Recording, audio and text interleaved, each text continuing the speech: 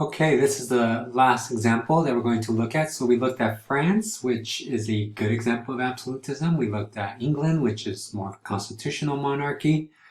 And then we're going to look at Russia, which is somewhere more towards absolutism, again, following more Hobbes than Locke.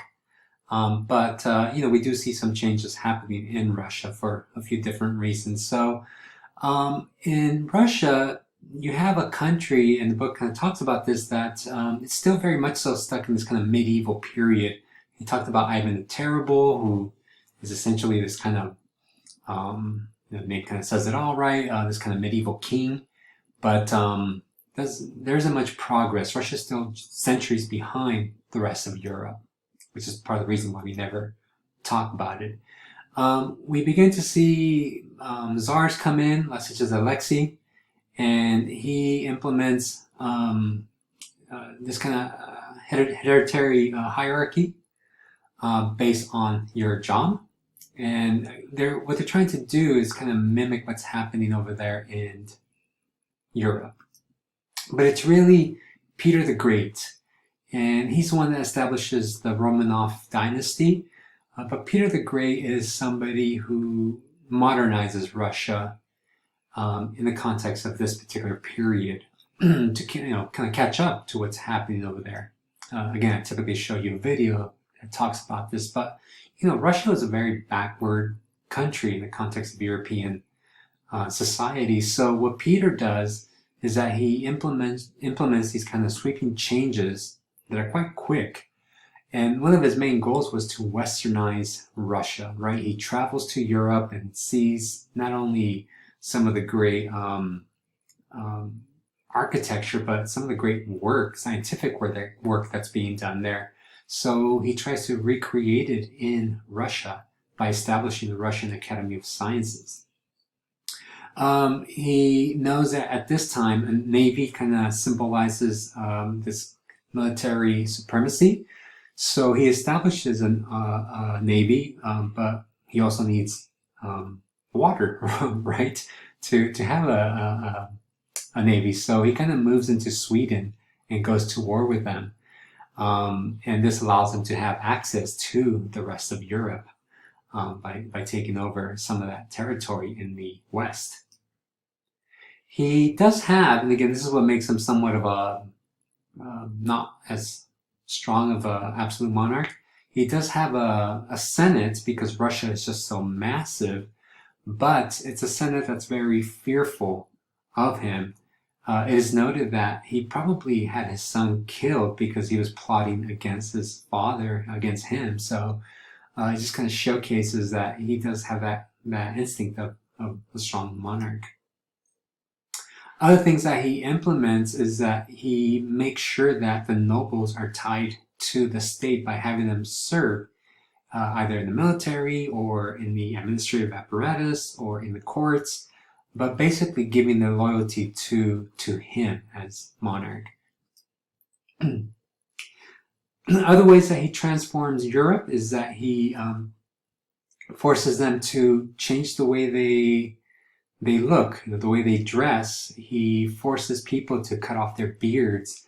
Those who wanted to keep their beards needed to pay a tax. He kind of institutes German and French because, again, he wants to mimic some of the most powerful countries in Europe, and at this time, it's really the French. Introduces the classics, right? The Western classics, your Aristotle, your Plato, into Russia to put them up to par, along with the Arabic numbers. And for women, one thing that we see happening here, as it was already happening in the rest of Europe, is this idea of consent. Remember that women, since the Middle Ages, had to give their consent to get married. Well, that is something that's kind of introduced during this period in Russia. He also kind of forced women to change their clothing from their traditional styles in Russia to more European style, and allow them to be out in public, particularly when it came to hosting diplomats from other parts of the continent.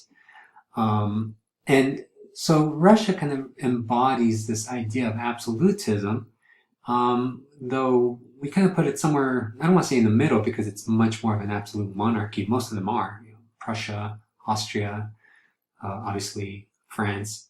But Russia would be up there with them too. It's just that it's such a big country that he needs to give some authority to the Senate so it can function as a monarchy. It's just hard for them to control all that territory. So in conclusion, what do we learn? Number one, we learned that during this period, this concept of absolutism kind of argues that all power should be held in the hands of one person. Even though we typically associate the Middle Ages with strong monarchs, I think it's quite the opposite. It's during this period that you start to have really strong monarchs. And this kind of defines this idea of absolutism. However, as kind of Locke noted and as what we saw in England, people begin to question this legitimacy of divine right. That just because you're born into a noble family that you have some kind of special power to rule. And this will kind of be taken up in the Enlightenment era when they begin to challenge the idea of absolutism. And you'll also see it with some of the art, Las Meninas, which you'll analyze next. So one of the paintings. I want you to think about how that artwork challenges absolutism. But we see it in different places, such as the Levelers in England, and even the beheading of a king, right? I mean, you're basically defying God because these kings are supposed to be put in place by God. And yet in England, they chopped off his head. So we do begin to see people question that concept that just because you're a king doesn't mean you're divine ruler. So we'll stop it there, and I hope you enjoy some of the art activities where you get to look at art and analyze it, kind of like what we did with the Renaissance, except here you'll dig a little bit deeper into the style that we call Baroque.